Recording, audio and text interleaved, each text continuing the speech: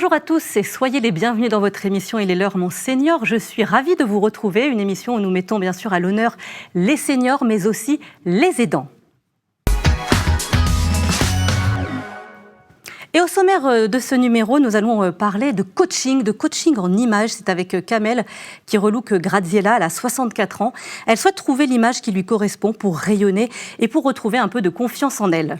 On parlera de santé et de prévention avec des réunions d'information collective. Ça se passe du côté de Roanne. C'est sur le thème délicat du passage d'un lieu de vie à un autre, celui de l'EHPAD. À la Cité des Aînés à Saint-Étienne, les résidents sont choyés, vous allez voir. Ils restent en lien constant avec le reste de la société grâce au restaurant qui est ouvert à toute la population. Et puis on terminera en gourmandise avec quelque chose, vous allez voir, de délicieux. C'est un dessert à base de concombre.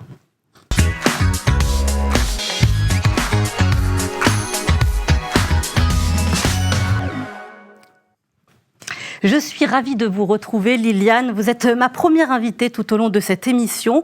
On va parler aujourd'hui d'une activité où on a envie de rigoler, de sourire. Il y en a plusieurs, mais celle-ci, en l'occurrence, c'est le yoga du rire. Vous êtes l'animatrice du yoga du rire. Vous êtes plusieurs dans la Loire. J'aimerais qu'on regarde, avant de commencer de vous donner la parole, juste une petite vidéo de qu'est-ce que le yoga du rire. Oui, avec plaisir, Morgane.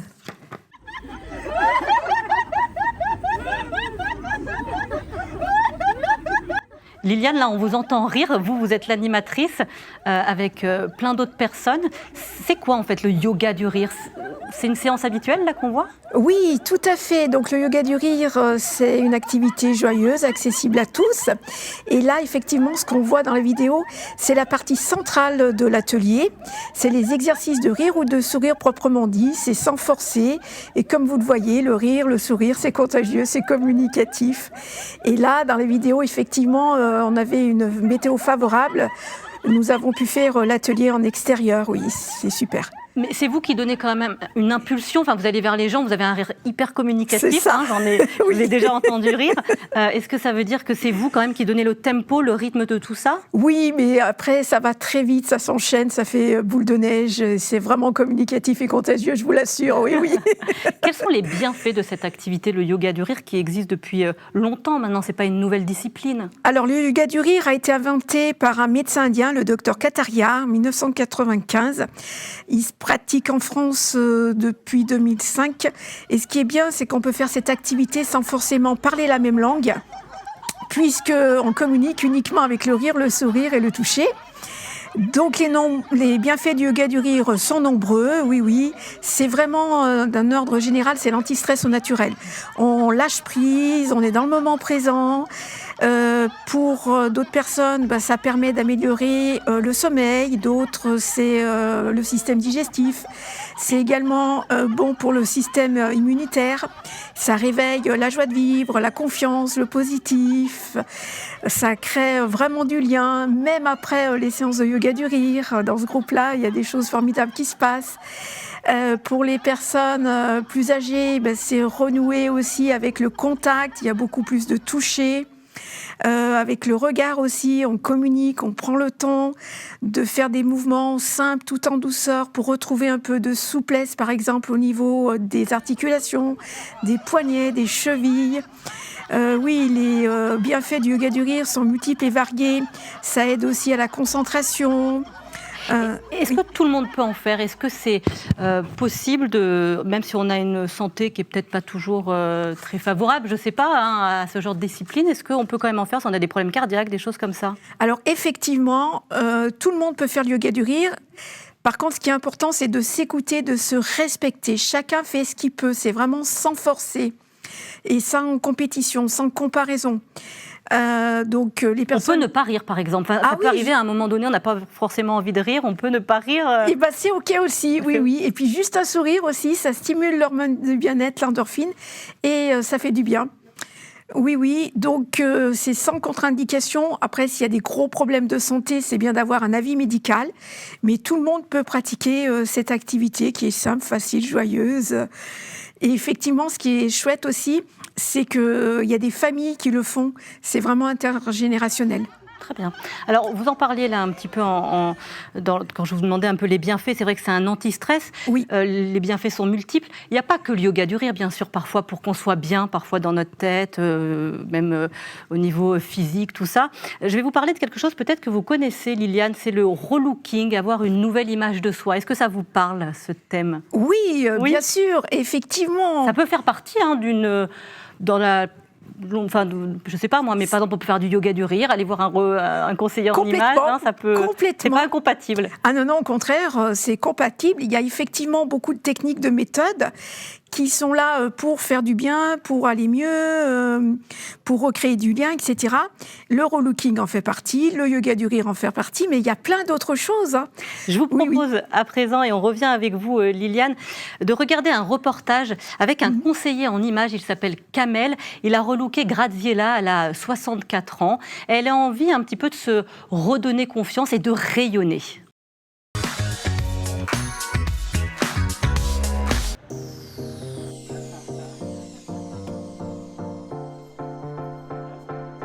Être conseiller en image, c'est accompagner les gens à se sentir bien dans leur peau via un habillement qui correspond à leur colorimétrie, à leur morphologie de corps.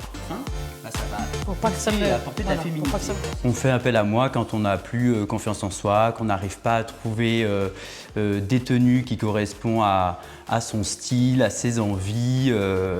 Quand on est un peu au bout du rouleau, quoi. Regarde autour du visage ici, là, à ce niveau-là. Oui. Tu vois, ça va apporter de la lumière et la regarde. Non, là, ça fait pas. Là, ça fait pas. Regarde les traits là, du cou. Oui, j'ai beaucoup de choses, mais je sais pas les associer. Kamel il est là pour me conseiller. J'ai pas mal de choses, mais voilà, je mets un temps fou à chercher ce que je dois mettre. Moi, ce que j'ai appris avec Kamel, c'est d'associer les couleurs. J'avais un petit souci avec ça. Et là, finalement, c'est simple quand on connaît, quand on a appris. Le changement est spectaculaire.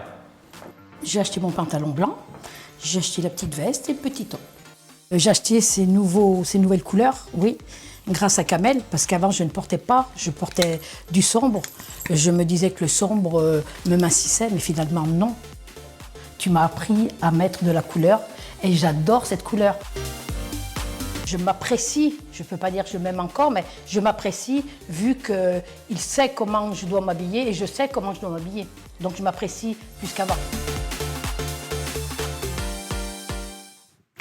Alors, on va reparler du rire après cet épisode de relooking. Oui. Est-ce que le rire, ça se travaille? Est-ce que des gens qui n'ont pas forcément la joie de vivre, qui ne rigolent pas tous les jours, est-ce qu'on peut petit à petit travailler cela? Oui, bien sûr, c'est un entraînement. Alors, rire ou sourire, parce que je vous dis, ça fait exactement la même chose.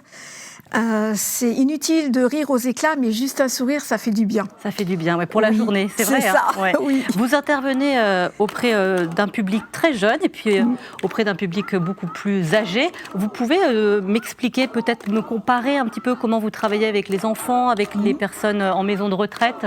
Oui, alors effectivement, les séances sont adaptées en fonction du public. Donc pour les enfants, la première partie de la séance, qui est l'éveil corporel, c'est beaucoup plus dynamique. Après, il y a toujours la partie centrale et en dernière partie, il y a la méditation du yoga du rire. Alors, les enfants, là, en général, ils sont très calmes. Et ils restent allongés sur les tapis. Et pour les personnes donc âgées, en maison de retraite, qui sont en général sur des fauteuils, donc là, la séance, elle se passe bien sûr d'une autre manière. Là, le but, c'est de redonner du lien, redonner du sourire, du contact avec les personnes âgées. Par exemple, c'est pas un bonjour général. C'est vraiment un bonjour comme ça. Bonjour Morgane. Bonjour Liliane. Vous avez passé une bonne nuit, ça va aujourd'hui? Allez, on va rire, sourire ensemble et puis avec les autres résidents. D'accord. Vous voyez? D'accord, il y a vraiment un contact visuel aussi qui se crée. Visuel et physique.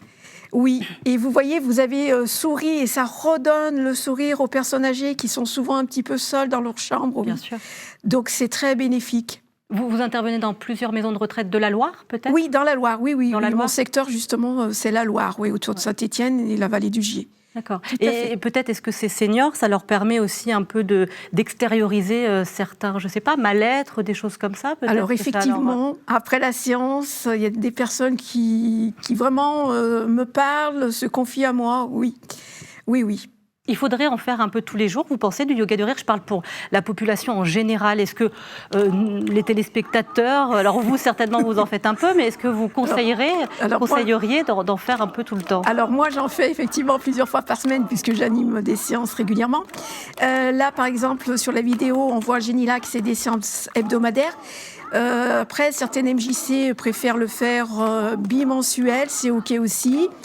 Ou une fois par mois, en fait, j'ai envie de dire, chacun son rythme. En tant que vraiment personne, est-ce qu'à la maison, on peut se forcer à rire? Est-ce que c'est quelque chose de faisable, de réalisable? Alors, moi, je ne force jamais. Mais par exemple, je vais vous donner un exemple concret du quotidien. Si vous êtes bloqué dans les bouchons sur la route au volant, au lieu de taper sur le volant, de vous énerver, eh bien, autant prendre la situation avec le sourire. Ça détend, oui. Ouais, ça permet de débloquer un petit peu des choses, Ça parfois quand on est désamorce. nerveux aussi. Voilà, Ça désamorce. exactement, oui. Ça calme, ça apaise beaucoup le yoga du rire. Oui, oui, oui, oui. Donc on devrait en faire un petit peu tous les jours peut-être. C'est ça. Ça peut être une bonne méthode. Mais c'est un atelier quand même collectif. D'accord. Mais n'empêche que ça n'empêche pas, chez soi, voilà, en se levant, de partir sur des idées optimistes, positives. Et ben, je me lève avec le sourire, je vais passer une excellente journée. Qu'est-ce que vous aimeriez dire à nos téléspectateurs qui ne connaissent pas votre discipline et qui peut-être ont la curiosité d'aller voir Alors justement, je les invite à vraiment venir découvrir parce que le yoga du rire, c'est pas une théorie, c'est une pratique, comme le dit le docteur Kataria. C'est vraiment à expérimenter, à tester. C'est vrai que la première fois, quand on fait du yoga du rire, ça peut paraître bizarre, surprenant, étrange. Et la deuxième fois, déjà, on est à l'aise et ça se passe très bien. En tout cas, Oui, merci oui. beaucoup Liliane, vous êtes très Avec souriante. Merci infiniment d'avoir partagé votre activité, le yoga du rire. Et à bientôt. À bientôt, merci beaucoup. Et j'envoie du sourire à tous les téléspectateurs. C'est gentil. Merci. Et on va parler à présent d'une nouvelle thématique. On va parler de l'entrée en EHPAD. Peut-être que vous êtes concernés et beaucoup de questions souvent nous passent par la tête, beaucoup d'anxiété aussi. Et bien pour répondre à vos interrogations, le département de la Loire organise des réunions dans divers lieux du côté de Roanne. Nous avons rencontré 2 aidantes qui ont elles aussi été confrontées à ce passage délicat. Je vous propose de les écouter.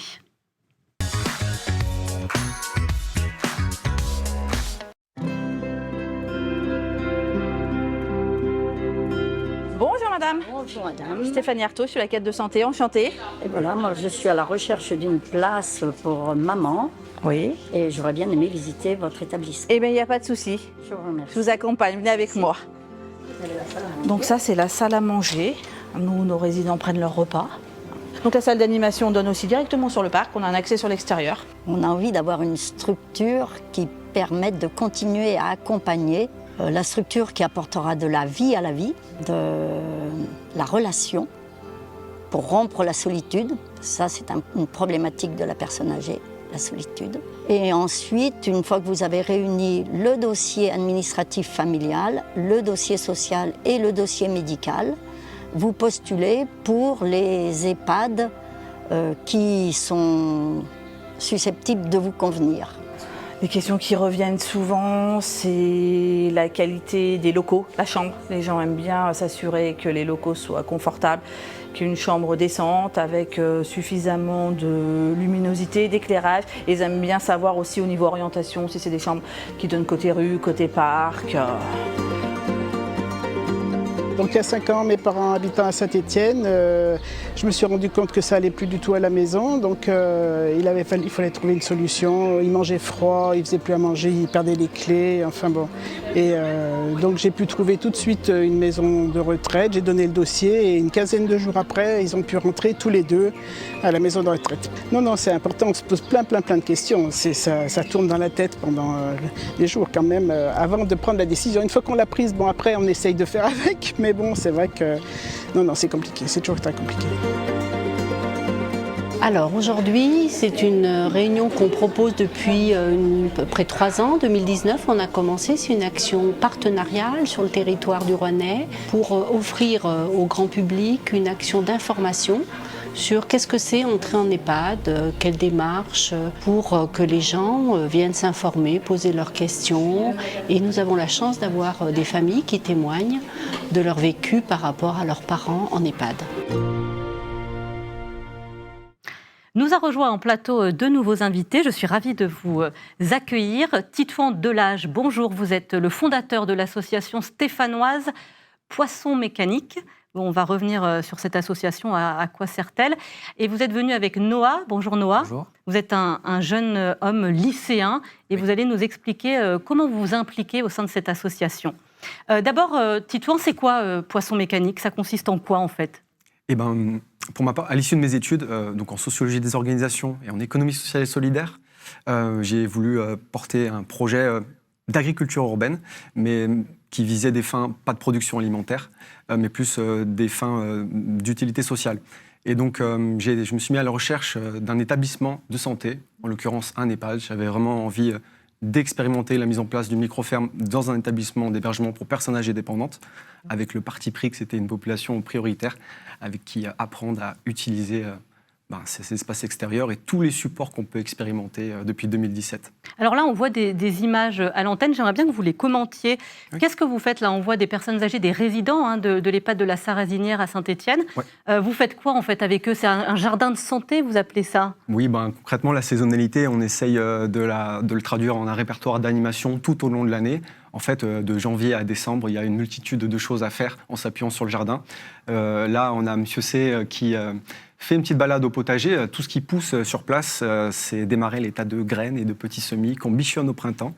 On prend soin de ces espaces, on fait des sorties extérieures et tout ce qu'on produit, c'est à disposition de tous les collègues et les professionnels qui travaillent dans l'établissement. Ils sont près de 80. Mais ça veut dire que ce sont les résidents eux-mêmes qui plantent, qui font... Comment... Expliquez-moi tout ça. Comment ça se passe concrètement? Alors, je tiens quand même à dire que moi, le premier, peut-être que je projetais sur les personnes âgées dépendantes une vision un peu incapacitante. Et donc, j'avais tendance à penser qu'on allait pouvoir faire une multitude de choses autour du jardin, travailler un univers de pratiques, de gestes, de la graine à l'assiette, et qu'en fait, au prétexte de cette activité physique, on allait en fait tisser juste des relations sociales, des routines, quelque chose d'assez sain, qui n'a rien à innover, à inventer, c'est le contact à la nature, créer une façon d'articuler le jardin avec un EHPAD, où on connaît toutes les difficultés qu'il peut y avoir à l'intérieur de ces établissements en termes de charge de travail, comment trouver... toutes les façons et les possibilités d'utiliser le jardin comme un service supplémentaire et transversal à tous les services. Ils mettent vraiment la main à la pâte, ils plantent, ils font plein de choses en fait, ces résidents. Ils sont pas... On apporte les graines en début d'année, elles sont choisies, semées, les plants sont repiqués, ensuite rempotés, ça va au potager, c'est palissé, c'est récolté, c'est épluché, cuisiné. Mais avant de cuisiner tout ça, on récolte bien les graines pour la saison suivante. Et quels sont les bénéfices en fait de faire ce genre d'activité? En plus, vous êtes souvent à l'extérieur, j'imagine, pour ces résidents âgés, peut-être certains atteints de certaines pathologies handicapantes aussi, peut-être? Oui, il y a vraiment un postulat de départ qu'aujourd'hui, on peut plus remettre en question le corpus scientifique sur les biens fondés de la pratique de la médiation jardin pour des questions de santé, en fait. En EHPAD, il y a des personnes qui sont atteintes de maladies neurodégénératives plus ou moins avancées. Très concrètement, c'est un outil docile à la portée de tout le monde, que tout le monde peut domestiquer, apprendre à utiliser et qui à défaut de faire du bien à tout le monde, fait absolument de mal à personne. On est dans un outil qui sert à tisser des relations aidantes au quotidien. Et au fur et à mesure qu'on jardine dans l'EHPAD, c'est pas des compétences de jardinage en fait qu'on intègre, c'est apprendre à connaître et à côtoyer au quotidien les personnes à qui on propose d'aller dehors, de participer à reprendre le travail sur les tomates, ou d'aller faire un petit tour pour aller observer les abeilles, parce qu'on a construit de nouvelles ruches cette année-là, etc. On va prétexter le jardin pour en faire un support d'interaction sociale au quotidien. Voilà. Je me retourne vers vous, Noah. Vous êtes lycéen, je le disais en introduction, et vous êtes bénévole, vous, au sein de ces jardins de santé créés par Titouan. Quel est votre rôle concrètement? Qu'est-ce que vous faites là-bas avec ces résidents? Du coup, j'aide Titouan et les résidents à planter, à cultiver, à semer, par exemple, dans les activités intérieures, aussi bien extérieures, ou par exemple les promenades. Donc voilà, Et qu'est-ce qui vous a donné cette envie? Pourquoi parce que c'est du bénévolat, on est d'accord, hein, vous êtes au lycée, pourquoi vous êtes allé donner un petit peu votre temps au sein d'un EHPAD pour des personnes âgées? Eh ben, je l'ai connu d'un moyen par une connaissance. J'ai appris que du coup, Titouan faisait ça justement, et donc ça m'a vachement inspiré. Je me suis dit, c'est vraiment une très belle action. Et je suis venu découvrir il y a 1 an. Et depuis, je viens tous les mois pour venir apporter mon aide et j'adore vraiment ça. Vous avez créé des relations avec ces personnes, mais on parlait de maladies parfois neurodégénératives, voilà, il y en a certaines qui sont un peu des pathologies lourdes. Qu'est-ce que vous créez avec ces gens? Tout à fait, on crée des liens, quand on les retrouve, après ils nous reconnaissent ou parfois non, à cause des maladies bien sûr. Mais donc c'est important, on voit qu'on les soutient et qu'ils sont contents de nous voir, justement, voir des jeunes qui sont à l'initiative.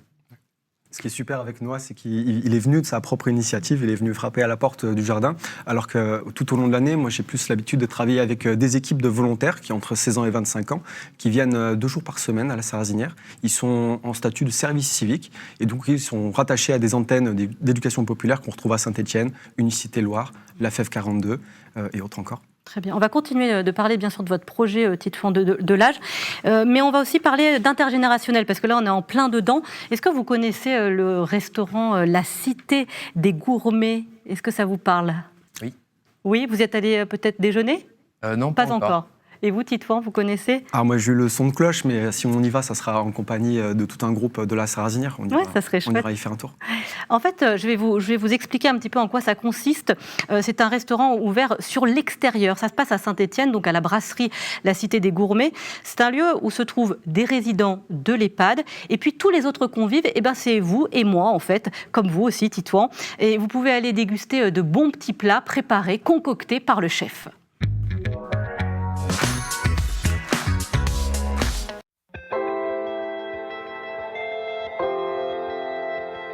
Ici, nous sommes à la Cité des Aînés de Saint-Étienne, qui a ouvert en septembre 2019, établissement du groupe Aesio Santé. Donc, cette réduction de l'isolement se fait à travers l'ouverture de notre concept sur la vie du quartier. Parmi les ouvertures, nous avons notre principale porte d'ouverture qui est la Cité des Gourmets, une brasserie, un salon de thé ouvert 6 jours sur 7, dont le dimanche. Au menu aujourd'hui, on vous propose une salade grecque, donc à base de tomates, concombres, courgettes, poivrons, feta. En plat ensuite, on a une cuisse de poulet rôtie et marinée, servie avec un flan de carottes et tagliatelle. Et en dessert, on aura une tarte myrtille avec un fond crème pâtissière et pistache. Oui, donc ça c'est la formule du jour, donc qui change tous les jours. Et à côté de ça, on a une carte donc avec 2 entrées, 2 plats et 2 desserts. Alors oui, on est des copines depuis de longues années. Depuis presque 80 ans. 11 ans, ouais, 80 ans. 92. Depuis 80 ans, on est copines. 1940. Alors là, bon. Et vous venez souvent manger avec la collègue? Toutes les semaines. Tous les jeudis.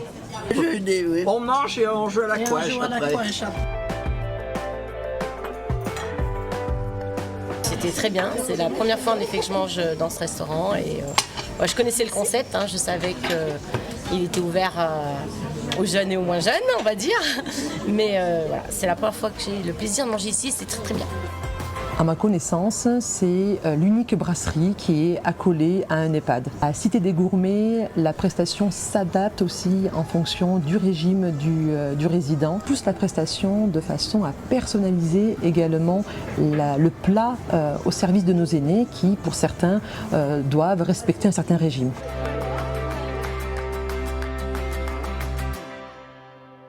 On ira faire un petit tour dans ce restaurant, Titouan et Noah, ça donne envie. Volontiers. Revenons d'abord à votre projet qui est bien sûr les jardins de santé là, dont on parlait avant le reportage.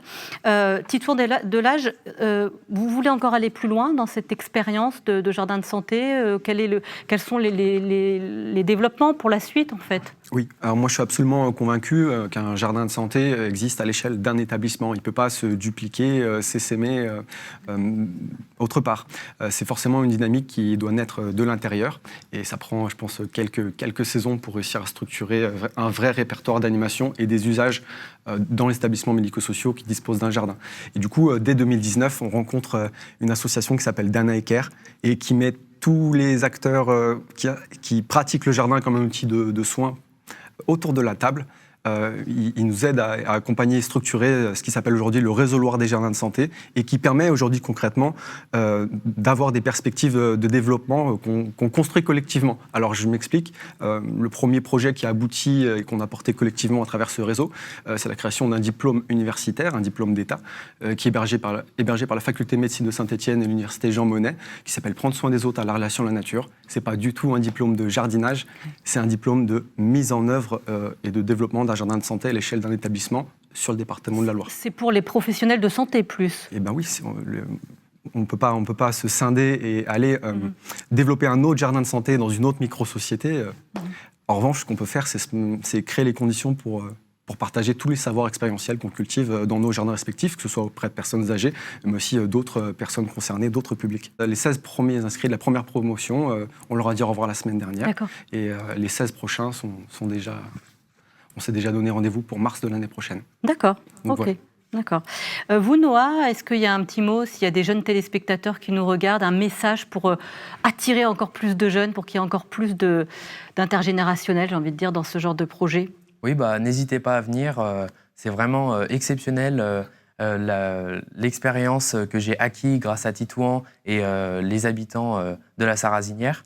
Je ne pensais pas que ça allait être aussi bien. J'y allais juste pour voir du jardin et j'ai acquis vraiment une expérience sociale avec les personnes cette et je recommande vraiment cette expérience. Il ne faut pas avoir d'appréhension parce que c'est vrai que parfois travailler avec un public âgé, certains peuvent avoir un peu d'appréhension et il faut laisser cette appréhension de côté. Tout à fait. Merci infiniment à tous les deux d'être venus partager votre expérience et votre projet. Merci à vous. Merci.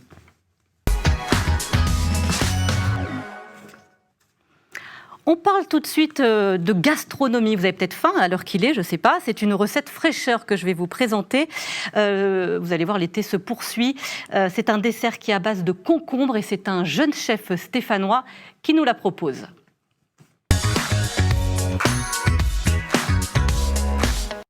Le concombre. Il peuple les étals des marchés de juin à octobre.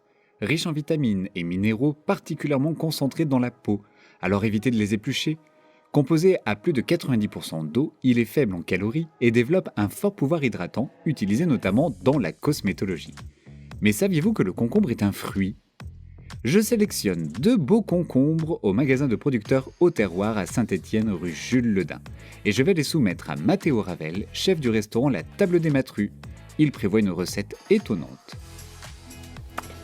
Alors du coup, on va faire un carpaccio de concombre mariné au citron vert, aneth et gin, le lièvre blanc de la maison Forissier, avec une crème fouettée aneth citron vert à la crème d'Isigny pour apporter un petit peu de gourmandise et un coulis de concombre au gin. On va commencer par le concombre qu'on aura lavé avant. Et à côté de ça, on va préparer du connaître marinade. Donc on vient verser un trait d'huile d'olive, un petit trait de gin, donc à consommer bien évidemment avec modération. Brin d'aneth qu'on va hacher finement mais pas trop pour qu'on ait quand même un petit peu les brins. Et donc tout ça on va le faire mariner un petit peu. En attendant, donc, on va préparer un petit coulis de concombre. Donc on récupère le reste de notre concombre, qu'on passe au blender avec un petit peu d'aneth, le jus d'un citron et le zeste d'un citron. On l'a préparé en amont. On passe à la crème fouettée, dans laquelle le chef ajoute du sucre. On va mettre à peu près, donc là pour la quantité de crème d'Isigny qu'on a mis, on va mettre l'équivalent de 2 cuillères à soupe. Nous on l'a fait à la main, il n'y en a pas beaucoup. Si vous voulez la faire au batteur, on peut la faire au batteur aussi. Là voilà, on a une crème qui est légèrement montée. Le but c'est pas d'avoir une crème qui soit trop dense non plus. Un petit trait d'huile d'olive et on incorpore le tout. C'est parti pour le dressage. Mathéo dépose tout d'abord le coulis de concombre aux herbes, citron et gin. Il dispose ensuite soigneusement les lamelles de concombre marinées, puis il façonne une belle quenelle de crème fouettée qu'il glisse délicatement sur ce lit de concombre. On passe à la dégustation. Frais, léger et surprenant. À peine sucré et pourtant on a bien la sensation de déguster un dessert. Un plat idéal et original pour terminer un bon repas. Qu'est-ce que c'est bon, dis donc, ta crème elle déchire. Et on termine comme à chaque fois l'émission avec l'agenda des sorties. Où sortir dans notre territoire, c'est tout de suite.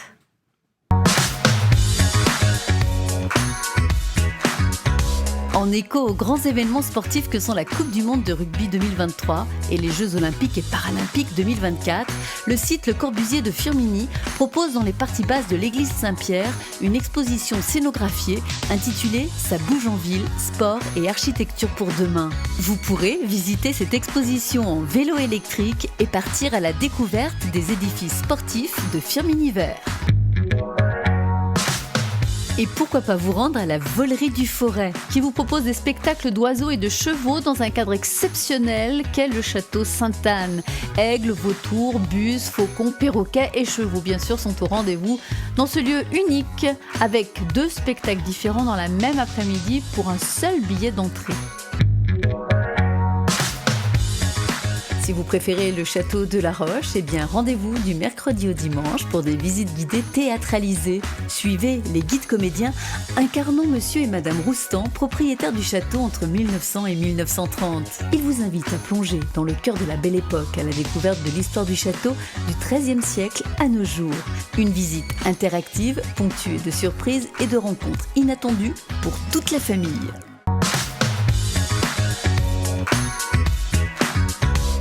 Merci beaucoup de nous avoir suivis. Je vous souhaite une excellente journée et à bientôt.